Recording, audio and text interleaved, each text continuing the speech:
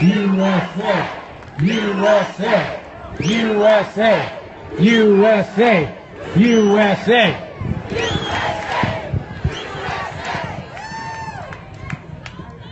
That was amazing. And that's one of our local activists, what we're talking about right here. So thank you, Grady. Every once in a while we look in the mirror and think we've got a tough fight, that we're actually pushing against insurmountable odds with our president, supporting him, getting him into office. We have one of the most LGBT-friendly presidents ever. And Patrick is here to speak on that very topic. Patrick Skojanic.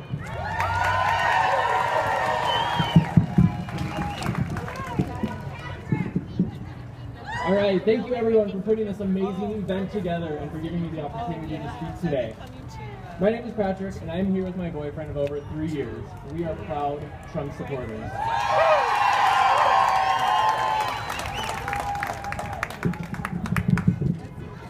4 years ago, I unfortunately voted for Obama.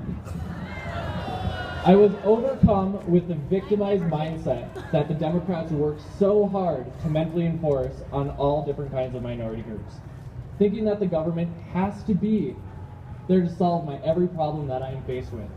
Now realizing that I never was a victim, the only thing I was a victim of was identity politics and fear-mongering that the left so consistently uses. Thanks to my boyfriend, who was patient, understanding, and asked open-ended questions, or used discourse, he was able to open my eyes and help me see the light. Mr. Trump has been the most gay-friendly president to ever step foot in the White House. Yes! Yes, including Obama, as when he became president in 2008, he still didn't support gay marriage fully. Days after the inauguration, 60 Minutes pressed Trump on the matter of gay marriage.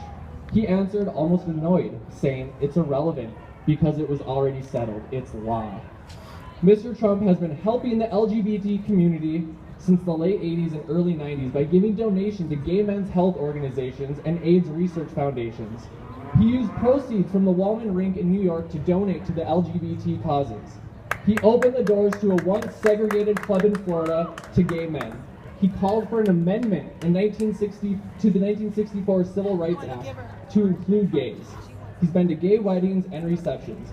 He personally invited an openly gay conservative, Peter Thiel, to speak at the RNC, who received a standing ovation.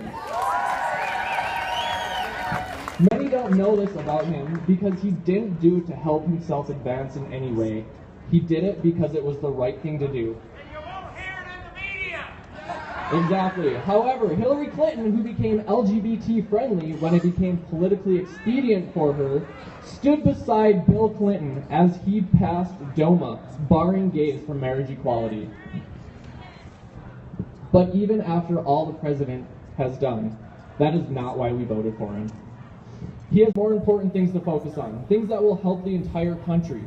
He put the Dakota and Keystone Pipeline into motion, creating countless numbers of jobs for the American people. He's going to build a wall on our southern border, which will not only help with illegal immigration, but will also curb the flow of illegal drugs that pour into our country. The media makes this out to be a horrible idea, yet they fail to inform you. Hillary Clinton also once wanted a wall. Democrats like to use fear-mongering and identity politics as a way to scare voters into supporting them. This is why we call ourselves Gays for Trump. It is a direct response to Democrats' identity politics. It completely shuts them down, and they have no idea how to respond to it. Just imagine them trying to use their traditional responses to every disagreement they have. Bigot, homophobe, to a couple of gay men. It's hysterical. Even though we use the titles Gays for Trump, we are Americans first. And like Mr. Trump says, he is going to take care of all Americans first. This is the #1 reason we voted for him and so strongly have our support behind him. We will not allow our voices to be silenced. We are sick and tired of watching this country be consumed with social issues while there are much bigger and more pressing matters at hand. Severe economic crises and foreign relations threaten America's standing in the world. We will continue to fight against the massive corruption in our government system. Waste, fraud, and abuse, and mainstream media distraction will not be tolerated. This is our only chance to bring the power back to the people, and Donald J. Trump is the only man who will be able to do that. Donald J. Trump is the only one speaking on the true issues this country faces, while providing legitimate methods to resolve them. These issues affect all Americans, regardless of race, gender, religion, or sexual orientation. Which is why it is so important to unify together, not in segregated groups, but as Americans as a whole. Democrats continue to put individuals into separate groups, saying you are different, you need special attention, you need special rights. Mr. Trump does not do this. He treats every American, and like a true president, puts Americans first. In the Democrat world of riots, kicking and screaming, and shutting down conservative voices, it might also seem that common discourse is dead. However, I am living proof that it is not, and the thousands of people we talked to over Periscope for the last 2 years are proof that it is not either. My father always told me, you have 2 ears and 1 mouth, so listen twice as much as you speak. So my call to action is this. Engage in open dialogue and discourse. Ask open-ended questions. Help others constantly to open their eyes.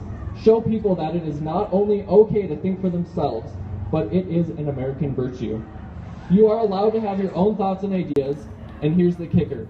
It's okay to respectfully disagree. We are all Americans, and I could not be more proud to stand next to you today, not as a gay man or any other defining term that Democrats want me to use, but as an American. Thank you.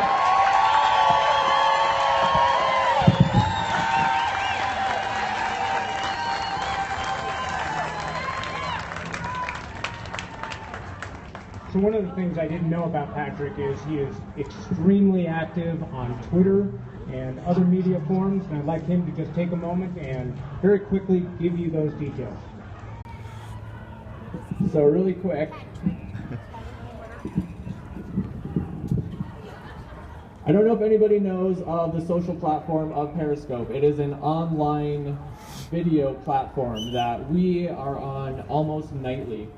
Open-ended discussion. We have our supporters, we have our haters, and through Periscope we were able to open the eyes of so many people. You can find us on there at @apoliticvoice, it's all one word. Our Twitter is the same, @apoliticvoice. We created those accounts specifically to help with the election, and we are going to continue for the next 8 years and beyond. So thank you everybody for your support. Let's make Colorado red next year.